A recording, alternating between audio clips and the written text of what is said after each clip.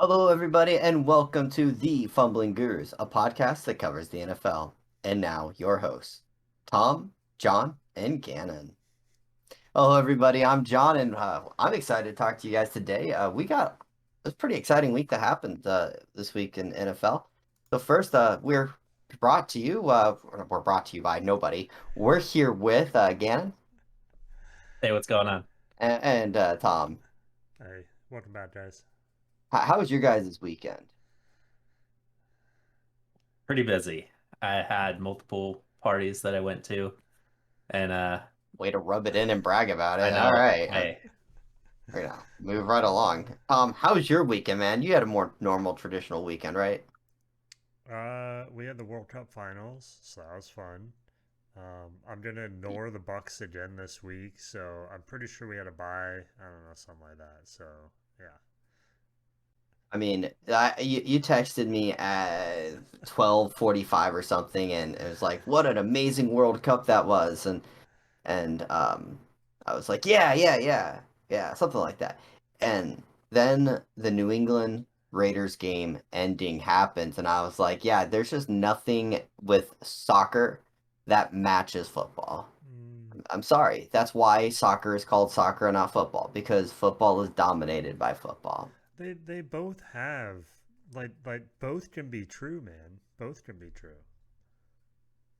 Yeah, sure. They could be true. Soccer is soccer because it is number two to football. That's what I'm standing by. Yeah, and I'm gonna throw this right to you. We're gonna jump right in and talk about this game because this thing, first off, there's a very controversial call. The Raiders throw a pass into the end zone, and did his foot go inbounds or was it out of bounds? It seems to be still images. The replay seems to show that the foot was out of bounds, but the NFL said the call stands and called it a touchdown. And then madness just breaks down from there. One of the greatest plays to ever occur happened. Mac Jones snaps the ball, hands it to Stevenson, who runs up the middle towards the sideline, pitches it to the wide receiver, who runs backwards right before he gets tackled, throws the ball to Mac Jones. But Gannon, what happened? Did it get to Mac Jones? no, it did not get anywhere near Mac Jones. It went somewhere where there was absolutely no teammate, and they run it in and score, and that ends your game. But That's yeah, wild. the best part about that was the fact that the ball went into the from Jacoby Myers' hands, went into an expatriate on the Raiders. Like just love it. I love Tom, are the Patriots are right here in the playoff race. Like they're the eighth team looking at first team looking in. Belichick's known as the greatest coach of all time or one of the greats. Do you fear this team at all? I don't know, man. I think it's one of those like we still have the trauma from when the Pats were the Pats and they had the dynasty. So it's like, can you can you rule them out? But then again, they don't have the key players that were kind of making them dangerous before. Um, I don't know. And then it's things like this, like the end of the game, right? They could have easily, which there's something to be said about trying to win versus just going into overtime or whatever. But you gave the game away. So how can you be considered dangerous when you can't finish out the game? You can't find a way to win. You're giving away the win at the end of the game versus being competitive. I don't know. So, am I scared of them? If we're talking the Bucks playing them, sure, I'm scared of them. If we're talking the Eagles, I don't know if I'm that scared. And then I know right before the podcast went live, I made you watch that play. What went through your mind when you saw that play? Well, why? I mean, like, at least if you threw a Hail Mary, right, and one of your receivers, there's a chance they could have got it and scored. But that was an odd play Belichick decision. Belichick was asked why not throw a Hail Mary, and his response was Mac Jones, one, couldn't throw the ball that far, and two, it wasn't designed to be the pitch play. It was designed to be a draw, and that be it. Uh, Stevenson decided to pitch the ball, and then Jacoby Myers went, "Oh, it's the pitch play. Let's throw it." It was not called for that. It was just a design draw. Remind me how many? It was like a second left of the game. They couldn't just Free. knee it. Well, they wanted a draw play in case something crazy happened. Hmm. So they didn't just want to go in overtime, but they were playing for overtime basically. Yeah, hindsight, they should have just knelt it, Right. I don't know why you wouldn't do that. Like that play was ridiculous. but they lost. I mean, yeah, that now they lost, and now they're never gonna use that play again. A They couple scrapped years that so fast. a couple years ago, Miami hits this play where they pitch the ball, or they throw a little pass route and they throw the ball and it ends up, gets the corner turned and runs it in for a touchdown, wins the game. Ridiculous, crazy play. Gronk didn't have the angle, all the stuff. So the Patriots losing on a pitch play of their own is just it's just magnificent. I love I it. will say, if that had worked and they did score with that play, how crazy would that have been? It would have been terrible and awful. It worked. It was only good because it failed. I mean, yeah, I mean, So on last night's podcast, the Manning cast, apparently Peyton Manning on there was a play where the Washington corner, I think it was, intercepted the ball. It was as he was getting tackled, he tried to pitch the ball, and Peyton said, "Quick, throw it to Daniel Jones." That sounds like something he would say. It was amazing. So we saw one of the most improbable comebacks we've ever witnessed. I mean that game just should never have happened. But while it was improbable, the greatest comeback to ever occur belongs to the Minnesota Vikings. So first off, the Minnesota Vikings are not a good team. Minnesota Vikings continuously win, and they continuously win close games. Tom, what happened in that game? Dude, I don't even know. Um, I feel I guess I'll start off with I don't know if I feel bad anymore. I don't know how I feel about this, but everything's been put on Matt Ryan.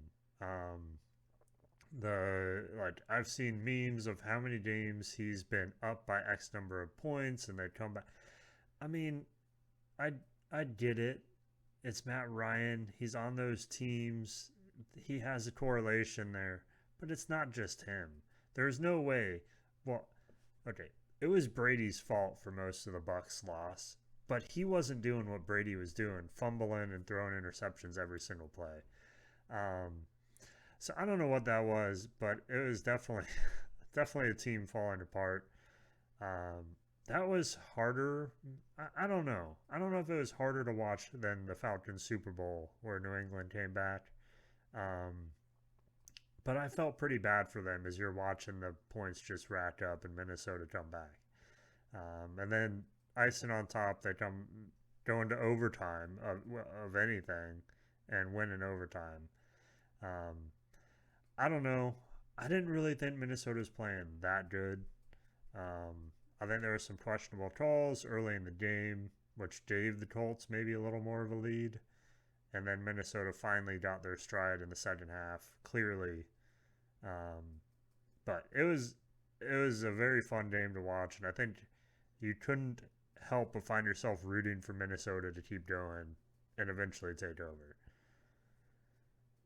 Shannon, you sent a text message to us that said, "Wow, the Vikings are bad, but the Colts are somehow worse." Explain what you meant and talk about this game. so 33-0 lead going in the half. I don't know how what do you whisper in your player's ear to to give them the go to deal with that 33-point lead? Like insane. But I will say Vikings that first half did not look good at all. I They made the Colts look good. And that says something when the Colts are not. Matt Ryan like he's done. After the Colts find their replacement quarterback, he's out. He probably will be a third string on a bench somewhere. Um, as for the game, insane. Like one of my coworkers who's a Vikings fan left at halftime because he thought it was over and came back to see the final score and he was shocked. He couldn't believe it. So, yeah, I mean, gosh. I guess with Matt Ryan, it's not over till it's over, right? I mean, you might be able to say that. I will give the Vikings a ton of credit. There were three big plays in this game that the refs decided to stamp this game. Michael Pittman gets stopped. The whistle blows and stops his forward progress as he just barely got hit and immediately fumbled the football, recovered by the Vikings, and returned for a touchdown. But they blew the whistle, so the play didn't occur. A little bit later, the running back for the Colts runs up the middle and fumbles the football, and the Vikings pick it up and recover it and return it for a touchdown. But the refs say that the guy was down by contact, so when they challenge it, even though it was a clear recovery, they get the ball back where they recovered it and not the touchdown. On top of that, because this was the second touchdown return for a touchdown called back, and the same guy picked it up both times, he was mad at the officials, rightfully so, and he gets flagged 15-yard penalty for whatever they decided to call unsportsmanlike conduct.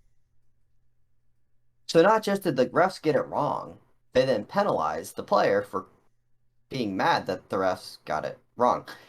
But then there was a kick return or a punt return, I forget which one, because a punt return. That was a huge punt return, and it got called back on a phantom face mask.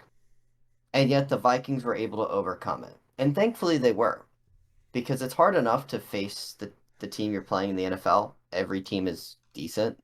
The Texans, who have one win, just went to overtime against Kansas City, just took Dallas to the very end. And yet you have to fight the refs too. And this week, we I just try my best. We as a podcast try not to talk about the refs here because it's a very easy thing to do. It's a very easy thing to blame. But I want to talk about the refs for a second. So we had that Washington or the Vikings and the Colts game. Well, the next game, well, 2 games later, you had the Bills and Dolphins game, and there was some very questionable, non-questionable things going on with that one, including lots of flying objects being thrown from the stands. Thank you, Buffalo Bills fans, for being scum of the earth. That's fine. That's a Dolphins fan talk for you. Those looked like they would hurt. Like they did not look like you know, I would get hit by it and distracted. No, it looked like they would hurt a little bit if it pegged you. They were being called on the field as ice balls, just to kind of give you guys an idea. Mm. So I was kind of upset about that one. But the Giants Washington game is one that was really bad. So for those who don't know, I'm going to paint the picture here. There's a minute and 20 seconds or so left on the clock. The Washington football team is down by 8 points. The winner of this game has about a 90% chance of making the playoffs. The loser of this game has a 30% chance of making the playoffs. This has huge implications. Terry McLaurin lines up at the 1 yard line. He looks over to the official and asks, "Hey, am I good?" And the official says, "No, scoot up." So he scoots up. He then asks the official, "Good now?" Gives a thumbs up. We good. Ball snapped, touchdown. And immediately the flag comes out for lighting illegal formation, that he wasn't up on the ball. Now, he was furious, and you can look at the body language. He was like, "Well, what just happened? What do you mean? It's where you told me to be." He said so after the game. The next play, 4th down, they throw a ball to a receiver, and the receiver's hands can't go up past here because the corner is bear hugging him while the ball's in the air. No call. We're talking playoffs. We're talking major implications. and the referees continuously are a story. So my question to you, and I did all this, 'cause I'm gonna let you guys talk. One, we know it's a problem. Is it that the game is too fast for for the refs, or are the rules too gray, too subjective for them to be able to make calls correctly? I'm going to start with Tom, and then I'm going to move to Gannon. I think it's a little of both. And I wouldn't say it's too fast. Maybe it's just too many angles, too many things to watch. You know, I think you have to, right? You're not going to know where the play is going to develop. We were talking a little bit about soccer earlier. Soccer refs can kind of tell, where the play is going. You can kind of tell how it's going to formulate and what I need to pay attention to. Um, Football, he can be looking right and go left. You have to watch every single receiver, every single corner. But then again, when the ball is thrown, you know where that's going. You can look at that before the ball gets there and see what's going on. And I'd say, in my opinion, right, and this is just me off the top of my head, that's probably the most commonly missed or challenged call is pass interference. Was it pass interference? Was it not? Did he catch it? Did he not? Whatever. Um, and I think that's where the game gets fast. Of how do you watch every single receiver, what's going on before they get touched? But then again, we have to somehow, right? Because that's the entire game's now passing, and you can't get passing refereeing correct. So what are you going to do at that point? Um, I don't know what the answer is because I don't want everything to be reviewed, right? Some of it has to be on the field, and maybe that's where it ends up being. Is this is just football where calls are going to be missed? We're not going to have 100% perfect refing. Um, I don't know what the answer would be besides what add more refs. That's not a good answer. We just said we don't we don't like the current refs. How are we going to add more to that? So I don't know if there's an answer to it, but it makes it frustrating as clearly we're seeing from someone impacted, a team impacted on this podcast, even, and then a potential team impacted of playoffs. So I don't know. It's another thing that I just feel there's no answer to in football. So where do we go from here? I want to pose a question for you. So what if you had an official that was watching the game from television up above, whatever, who could see the replay and quickly radio it down and say, hey, there was clear DPI on this, throw the flag. Or, hey, this was, a clear block in the back that you guys missed. Go ahead and throw it and bring it back. So you're talking about like, maybe like an independent guy that's watching for people stumbling and that's all he does the whole game is watch for people stumbling and then he's supposed to find them and pick them out and tell them to leave the game because that's working, right?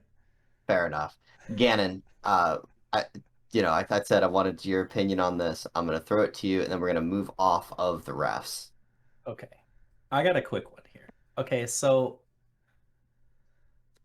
there's three challenge flags from what I understand, Well, right? you And get two two. challenges per team. Okay. If you win both, you do get a third. Mm-hmm. Okay. So I think they should up it to three, and they should be able to challenge on penalties. Were you watching football when they tried that with pass interference after the Saints lost their chance of the Super Bowl because of it? Oh, I was not. I was not aware that that was even a thing. So, okay, I'll roll that back. Okay. So, man, I don't know. It was good. Like in theory, it could work. Like, I don't know. I But think go yeah, ahead. finish your thought. Well, I was going to say, I think the problem is kind of comes down to this, right? You are asking the refs to review a call of the ref. You're having them say, I'm gonna call this pass interference. You're gonna challenge it, and I'm now gonna say that that wasn't pass interference, or I'm gonna say that it was offsides, review it, and now I'm gonna say it wasn't offsides. That's the problem. Yeah, I mean, I don't know, right? I think Sauter does a good job. That's why I keep bringing Sauter into this. I think they do a good job of the video review and finding a way to have a balance between what's being called and making sure the game is fair. So if something, right, in Sauter, if something obvious is missed, they can go back and award a penalty kick or whatever that looks like. And what happens is the people upstairs are like, hey man, we think you need to go look at that previous play again because we think you missed something. And it's the head ref's job to determine, yep, you're right, that is a foul. I'm gonna award it after the fact. Um, you can't do that in football. What are you gonna do? Yeah, 2 plays ago it was a hold, and you guys didn't get a touchdown. We're gonna go back to 2 plays prior now that we've seen it. There, football has that. It's so delineated that you can't go back a couple plays. Soccer, you can let it play a little bit. There's usually not much that happens right after the fact, and you can go back. Where's the option in football? Are you going to stop it more? Then it's going to be 6 hour games now. I don't know. It it's a tough question, but for a $1 billion organization like the NFL, maybe start with hiring full-time officials. Yeah. I think that's a good starting point and move from there. But I don't want to get stuck on the refs too much because we do. I want to talk about the players. I want to talk about the games, and we had one of just an absolute fun game to watch Saturday night, Miami versus Buffalo. There was supposed to be a giant snowstorm, and it did snow quite a bit before the game, but the crew's able to clean it up. Of course, they weren't able to clear the stands. And Miami versus the Bills, and it was a fun one. Miami ran the ball a lot. Josh Allen did Josh Allen things, including making some plays that made you scratch your head and other plays that made you just admire him. I mean, the guy's a great athlete, no matter who he is as a person. Um, and it was a fun one, back and forth. Miami ends up playing great in the second half, gets an 8 point lead, and then the snowstorm happens. There's a questionable call that allows the touchdown, to score and get a 2 point conversion. 8 points, and then the snowstorm hits, and then the snow thing. It was a fun atmosphere. It was playoff atmosphere. Miami held their own. Miami ends up losing. Did you guys watch that game, and what were your takeaways from it? Yeah, I watched the kind of first half. I want to see your opinion because I felt a little like if I was a Miami fan, I would feel a little frustrated because there were multiple drives right down to the goal line. I think there was one I was watching that you were on the goal line, ended up backing up a little bit, and just couldn't punch the ball in.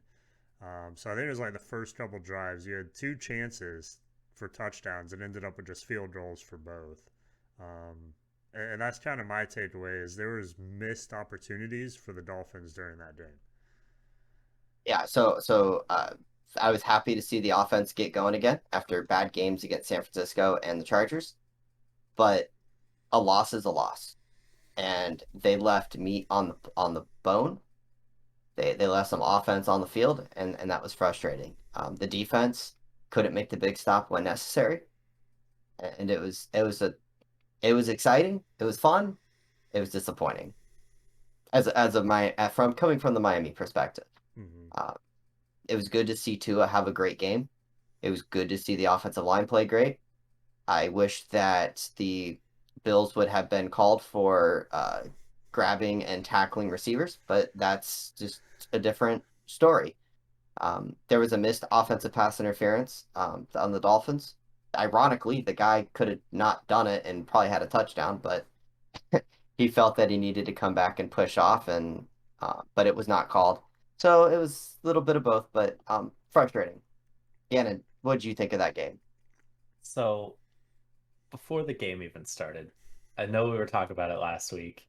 Like in my brain, it would have been great that Miami swept the Bills. I did not think it was going to be that close, one. And especially the weather before the game, I'm like, oh no. Miami's gonna go into this. It's gonna be so cold. They already got heaters. Like, I don't know. Like maybe they might struggle with the weather conditions, and they held their own. They could have honestly won that game. Like it was that close. Ultimately the Bills did Bill things and won that game, but I mean, bravo Miami holding in there. I mean, it's 1-1, so you didn't get swept by Buffalo this season. So No, you can hold your hat on that. and going into Buffalo, bad conditions and losing by a field goal, I'll take that. Miami can compete with anything, and that's the good news. All right, well, we're gonna kind of move along pretty quick. Kansas City narrowly escapes. The Texans do what Texans do, and Kansas City gets to keep on hope for that number one seed. Dallas, they were not so fortunate. The Jacksonville Jaguars on a pick six come back and win in overtime. Gannon, real quick thoughts on Dallas. I know we're going to talk about them more because they face the Eagles. So I've been saying it all year. I said it all last year. Choke artists. That's what Dallas is. When it counts, they choke. That's what this was. Game losing pick six from Dak. Like, I don't know. I think that the Jags came to play and the Cowboys, yeah, they came to play, but Dak is just I can't. Dak's something else. Um, Fun news. Uh, Doug Peterson got Philly cheesesteaks from Philadelphia for his win against the Cowboys. That kind of made me laugh. There you go. We're gonna keep let you talk here. Eagles, they face the Bears. You were not concerned at all. You said it was going to be a blowout. Go ahead and talk about that as well as the injury news. Listen, this was more of a back and forth than anybody would have expected. I think that defense played very well. Got 6 sacks on Justin Fields. I think that they let him run a little too much on us. Jalen Hurts doing Jalen Hurts things. Like, why do you need a running back when you have Jalen Hurts? And he sealed the game away with a 2-point conversion. And yeah, ultimately ran him too much. But yeah, no, it was close. Not what I expected. Both sloppy, but also 20 degrees. And I think it was 3-degree winds. So yeah, I don't know. I expected better from a 13-1 team. Well, 12-1 at the time. Whatever. But yeah, But the yeah. big news from that game, Hurts is hurt. Hurts is hurt, but there was a press conference. He might actually play against Dallas. I hope they sit him, but he might actually play. So, but he was it a sprained Sprained shoulder, shoulder. sprained shoulder in his throwing arm. Yep. Everybody thought it was a collarbone break, which would have been horrible. But thank God it was not. It was only a sprained shoulder. Well, they got some lucky breaks. Tom, I'm jumping to you with the Bucks game. Best first half Bucks have ever played. Speaking of lucky breaks, right? Just straight into Buccaneer game. What Um, happened? I don't that. So earlier you mentioned like I had messaged you. I thought for sure you were talking about my message at halftime with the Buccaneers. Um, but I think it's pretty unanimous that the Bucks had the best half that they've played all year. Um, they looked good. Brady was thrown again. Godwin was in form. It couldn't be stopped. I think there was something like in the first half we had as many first downs as the Bengals had plays, something of that nature. Um, so we were pretty much couldn't be stopped, and they couldn't do anything. And then the third quarter happened, And like when I say the entire quarter was in the Buccaneers half of the field, I mean like the entire 15 minutes was in our half of the field. Um, I don't really know what happened. Like Brady, I think fumbled twice, threw two interceptions in that same span. We tried to do a fake punt with 1 yard to gain, and apparently we didn't know we were trying to do a fake punt, or we didn't. Uh, it didn't really make me feel better when Bowles at the end of the game basically said, "Yeah, we had practiced that all week because that's still the result after you practiced it all week." Um, so I would have rather him have said, "Yeah, we forgot to practice that, and that's what happened," than say that, "Yeah, this is the result of us practicing this all week." Um, yeah, so I don't know. Like everything that could go wrong went wrong. Everyone that is reliable was not reliable, and the entire second half we just fell apart. So yeah, we went up. We were up 17-3 at halftime and ended up losing like 34-20. So that's pretty much the Buck season in a nutshell. Now, what was fun was after the fact, and Jenna Lane is a reporter for ESPN, and she posted a video of the interaction of Giovanni Bernard, the running back who fumbled the snap on the fake punt, Mm-hmm. and it kind of went viral. And fans were blasting her because she was on camera saying, "Well, you've been hurt all year." And what she was referring to was he said, "Well, you want to talk to me now?" And she was like, "Well, yeah, you've been hurt all year," which when they're hurt, you can't talk to them. So she tries to talk to him. He didn't want to answer it.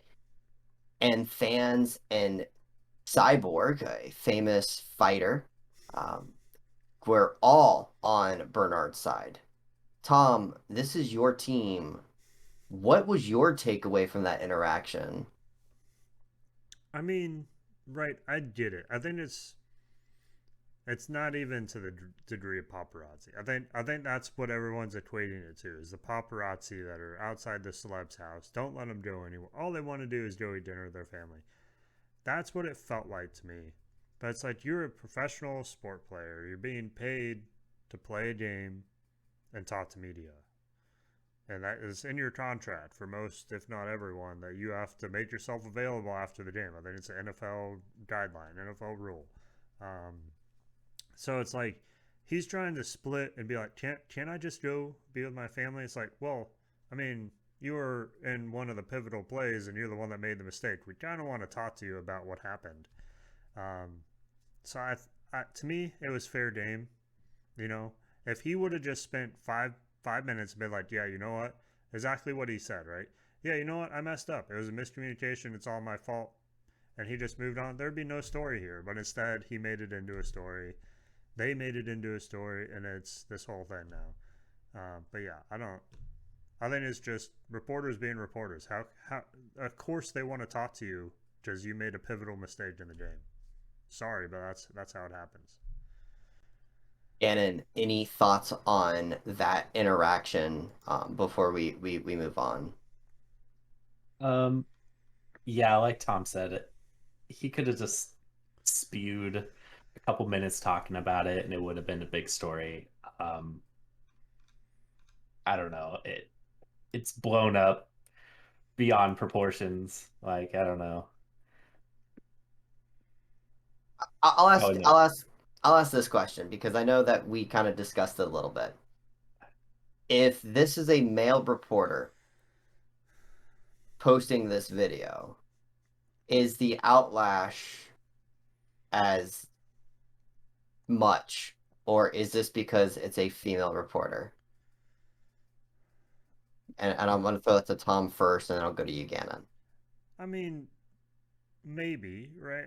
I don't know. Can I rule out that's the reasoning? Do I think that's the reason? I don't know. Probably not. But to be fair, in that clip, and I can't remember what the male reporter, there's a couple of reporters there. They all want to talk to him. It's not just her. And she's the one that's like, he's like, why do you want to talk to me now? And she's the one that said, well, you were injured. There's nothing to talk to you about before now. And then you had an impact on the game. So we want to talk to you. But the male reporter said something even more that was like out there. And it was You know what he basically, said? yeah, do you remember? Yeah, he said, "What have you done this year that Yeah. would want us to talk to you?" Like, I'd be more pissed off about that.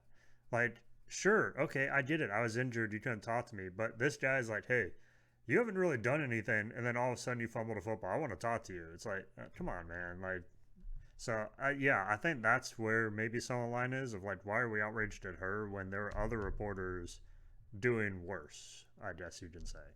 And if you read the comments, she's being blamed for saying that when clearly it's a male's voice. Hmm. So Gannon, your thoughts on that? Is some of the outrage because she's a woman? It could be. I mean, there's, a lot of sexism here. So, I mean, it very much could be. I did not know about that male reporter saying that, but yeah, like Tom said, I would be way more pissed off had that happened or been told to me than what she said. Yeah. All right. So we're gonna move off that. We are kind of pressed for time a little bit, so we're gonna kind of try to speed things up a little bit. One of these things I do want to talk about, and this is going to Tom. Jaguars are going good. They're winning games. They got a shot at the AFC South, man. How pumped are you for your AFC team doing this well? Yeah, I think I don't know. Like I felt like we knew Jaguars would get in there, and I was excited heading into this year. New coach. I felt like Urban Meyer was bringing them down last year. He had the wrong culture being brought up through the team. Wasn't coaching the team the way they needed to. Didn't have the locker room for the most part. Um, so I think we've seen a complete 180 from last season. Um, do I think they're like ready for prime time? No, but they have made themselves ready. They're in the spotlight. They're trying to get to the playoffs. Tennessee's making it easy for them. So, yeah, of course, I'd love to see them keep winning and make the playoffs and, I don't know, be an underdog for a little bit. You never know what can happen. Um, but yeah, I think they're right now more exciting storyline at the same record as the Buccaneers. I'd probably rather watch the Jags game right now. There you go. Gannon, the Lions, the fearsome Lions. Are they not the NFC representing the NFC in the Super Bowl? I mean, this team is going to win it all, right?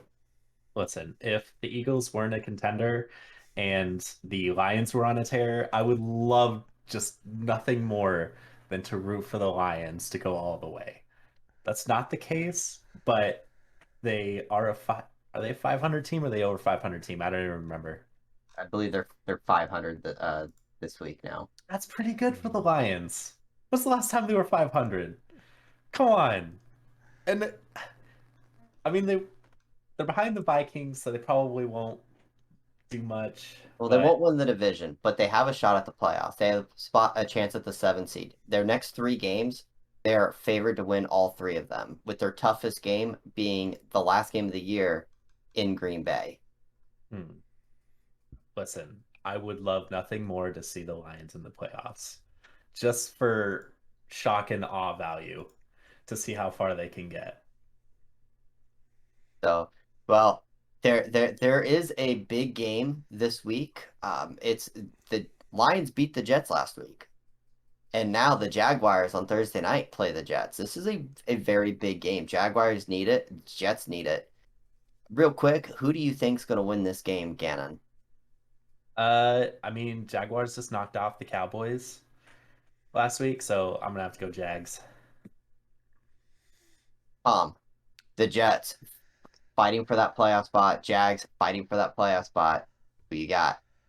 Yeah, I think if you went momentum, Jets, I feel a little down right now. Jags are peaking, so I can't not pick the Jags. But it's also interesting to be talking about both of these teams. Last year, no one would have been talking about this game.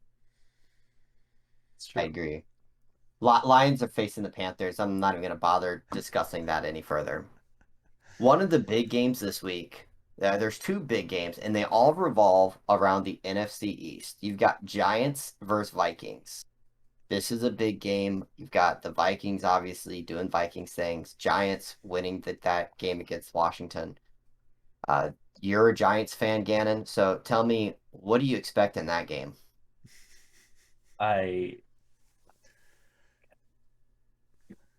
I don't think the Vikings are good. They're gonna lose sometime, somewhere. And the Giants are scrappy, man. Like, I I don't think the record is ref reflecting very well how the Vikings are actually doing this season. And I think that the Giants, even though going to Minnesota, have a chance to win against the Vikings. All right. So you think the Giants are going to win that game? I'm picking the Giants. On the flip side, Tom, you just watched the 49ers dismantle the Buccaneers. They're facing the Washington football team. If Washington has any chance at making the playoffs, Taylor Heineke has to beat Brad Purdy. Do you see that happening? That's a tall order right now. I say Brock Purdy. Yeah. I don't know what you said, but that's what I heard. So, um, yeah, I don't know if it's fair to say they dismantled the Bucks. I feel like we're just already dismantled, and yeah, they're just shifting around the pieces. Whoever we play. But yeah, I think that'll be a good game. I think Washington has been winning games they shouldn't. They've been playing better than I feel they are. And 49ers have been playing a little less than I feel they are. If you're talking about the players and the caliber on the teams. Um, but yeah, I think Purdy's one of those players like he's just coming on. He has the spotlight. He's been killing everything. Does he keep it up or does he regress a little bit? And 49ers, we know that is a tough defense, a physical defense, and playing against a rookie, if you rattle him a little bit, I don't know. I don't know if he can handle it. It's gonna be interesting. Gannon, you have maybe the biggest, not in terms of Eagles win, they're out or anything like that, but this has been one of the most sought after matchups looking ahead. Dallas versus the Eagles in Dallas. You know, what do you see out of that? And kind of just talk me through that game, uh, matchups and everything. So let me paint you a picture. Okay. So you have the Eagles, which are one game away from locking up the number one seed, and your the Eagles, Jalen Hurts is hurt, right? He says he's ready to play. It's a big divisional matchup against like the division rival at this point, right? I mean, I would, as an Eagles fan, would like nothing more to see the Eagles run through the Cowboys. But Jalen Hurts, in my opinion, should not be playing against the Cowboys. I think he should sit this one out and beat up the Saints or the Giants, which are arguably easier games just to lock that up and not risk another injury. Um, but if that happens, it's Gardner Minshew, and I don't think that they're winning that game with Gardner Minshew. Sorry, but Cowboys are a tough team, and division games are always hard. And yeah, if Jalen Hurts plays, we beat him. If Jalen Hurts doesn't play, we're gonna lose it. Fair enough. And that one's a good Dallas needs this one. Dallas Dallas needs definitely this needs this win. No, it just for momentum's sake, just so that they can prove that they can handle these guys. Um, Tom, Bucks are going in against the Cardinals. The Cardinals have been one of the most disappointing teams, right alongside the Rams and well, the Bucks. What do you make of this game? Are you at all nervous? Um, what the quarterback's out for the year. Um, I don't know. I would like to say I'm not worried about the game. I would like to say that we have Tom Brady and Fournette, Godwin's coming back to strength, and Evans, and you can just keep naming people, right? But the ones that matter, Wirfs, Vita Vea's injured, the pivotal players that you don't necessarily name all the time for the big plays and stuff like that. They're the ones that are hurting us right now. We lost our center, we lost our right tackle, our offensive line clearly isn't functioning how it should. We lost our biggest pass rusher and rush defender. He's should be coming back soon, but probably not this week. Um, I don't know. I don't know. The Bucks don't give me much hope in the last couple weeks. So we get prime time though, right? Like why would we want to put the Washington game or the Eagles or Miami? No, let's put the Bucks against the Cardinals prime time Sunday night. I like it. That's a bold decision. Nothing like now is that's on Sunday too. Like that's on Christmas. So maybe Yeah. Cardinals fans can get a So Christmas miracle. maybe that's why they put it there. Like, dude, everyone's gonna be opening presents. No one's watching football. Yeah, that's where we're gonna put this game. Fair. I would have a follow-up question, but I really don't. I mean, the good news for the Bucks is their playoffs line falls on this. All they got to do is beat the Falcons and beat the Panthers. That's Mm-hmm. it. It's as simple as that. You don't even have to beat the Cardinals. You can lose to the Cardinals, beat the Panthers, beat the Falcons, and you're in. At this point, I like, have no. How do you guess that your team is going to be like?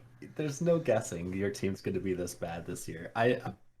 It's the Buccaneers, former Super Bowl champs, Tom Brady, normally really good.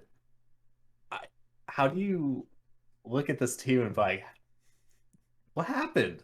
Like, what happened? I feel like the only thing you can look at is Todd Bowles and Byron Leftwich. I think if you, I mean, you give them all the pieces they need and they can't get it done. What's going to happen when they don't have those pieces anymore? But let me ask you this. They also won a Super Bowl. They got it done with the pieces, right? Not as what? Um, Bowles Bruce was Arians. Bowles was defensive coordinator. Yeah. Um, I don't know. One, I don't see much out of him on the sidelines and stuff. Like I would like to see a little more animation and he's which I get. Maybe it's more his demeanor, and I'm not trying to say you, but there's like, you're out there losing every week, and you don't have a little bit of a fire underneath you. And then there seems to be when you listen to some of the conferences after the games, there's like a little bit of shade he throws towards Brady, and Brady throws a little shade his way, and it just doesn't seem cohesive. And I think it shows in how we're playing the game. So I don't know, right? You don't know what's going on, but it's not working. You can't say that's working. So I don't know. I think I want to kind of go back now. Giovanni Bernard, the way he handled it shows the dysfunction in the locker room. Sure. It shows that there's not chaos, but that there's this kind of doom and gloom, and no one's standing up and taking the responsibility. Hmm. That this locker room is a mess. Now, I told you before the podcast, this little behind the scenes, we kind of talk a couple minutes usually beforehand. I said that I was going to say something positive about a Patriots player. The wide receiver who threw the ball to Mac Jones that was recovered by uh, Chandler Jones and returned for a touchdown and caused the loss. This is a second or third year receiver. He stood by his locker and answered questions and sat there with tears in his eyes, taking the responsibility and saying, "This was my fault." It was not coached this way. It was not called this way. I tried to do too much. I tried to be a hero, and I shouldn't have. He manned up. He did what he needed to do, and he took responsibility. Bernard is a veteran. He's been around. He was with the Bengals. He's with the Bucks. And that's the reaction you get. It makes me question a lot about that locker room. I think it says a lot about the locker room. Well, I think you're on the right track. It's the leadership where you either don't want to take responsibility for what you're doing. You're like, dude, it's really look at everything else going on, and you're going to talk to me about my play. That's what it felt like to me. It was like, really, you're not going to be asking the coaches about stuff. You're going to ask me about the play I messed up. So it's kind of like there's no accountability, like you're saying. And that to me starts with the leadership, where you don't trust or respect the leadership enough to take ownership and say, you know what, I did mess up. Instead, you're like, really? Everyone's messing up. Why are you looking at me? There's no ownership, there's no accountability. And yeah, I think you're 100% right. The other thing that was weird is Belichick or Bowles said, like, yeah, it was we practiced it. He got the call, and kind of almost putting the blame on the players, like Yeah, you were saying earlier. yeah. Mm-hmm. Belichick asked, what happened. His response was, "Look, I have never been a part of a game where you don't coach." So in essence, he was saying like, yeah, I didn't call it that way, but it wasn't his fault. I needed to do a better job coaching. I should have been there making sure that he understood. And I did, and he did talk to him after the game, whatever. I don't like Belichick. I'm a Dolphins fan. I don't like Belichick, but I have to respect what he does. And I thought that was just a very eye-opening kind of insight on the two organizations and the two Mm-hmm. just total dysfunction. Yep. We'll kind of move on from there, unless you guys have anything else to say. Gannon, you have any thoughts? Okay. Packers versus Miami, Christmas Day. Packers coming off the win against the very high-powered Rams, who is the biggest disappointment for a Super Bowl team in 30 years. And of course, Aaron Rodgers, MVP last year to who?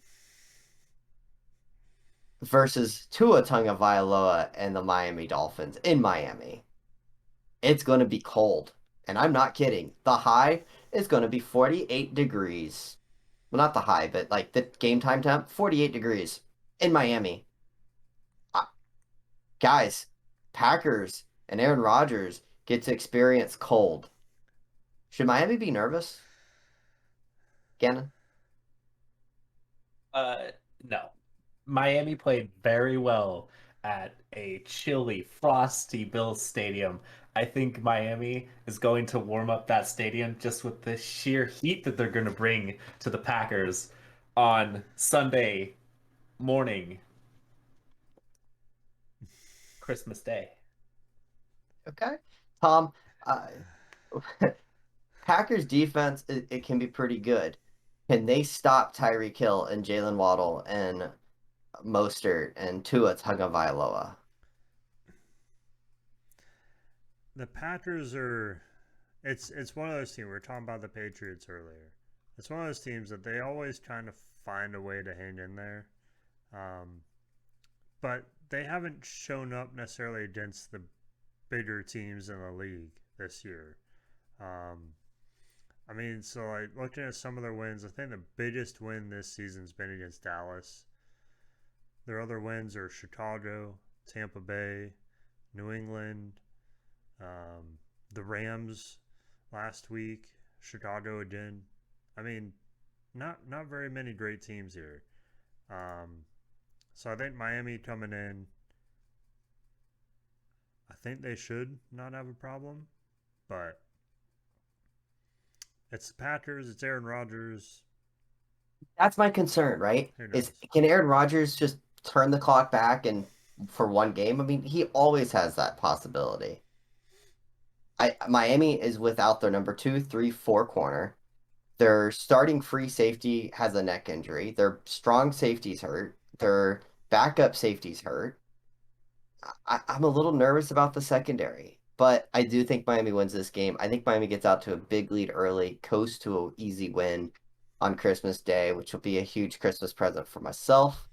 Um, I'm with you. I think Miami wins this game. Well, guys, uh, I that's all I've got on the board. So this is my favorite part of the game, night, whatever we want to say it is. Gannon, what are your final thoughts? Well, with it's Christmas season. I can't talk either. With Christmas Day right around the corner, I think that I hope that everybody has a wonderful time with their family and enjoys the Christmas and not worry about their team losing. I hope everybody's team wins. And I hope that, yeah, we're all here with smiles on our faces next week. Um, what are your final thoughts? Um, that I've same as Brady, right? You're not gonna win every game.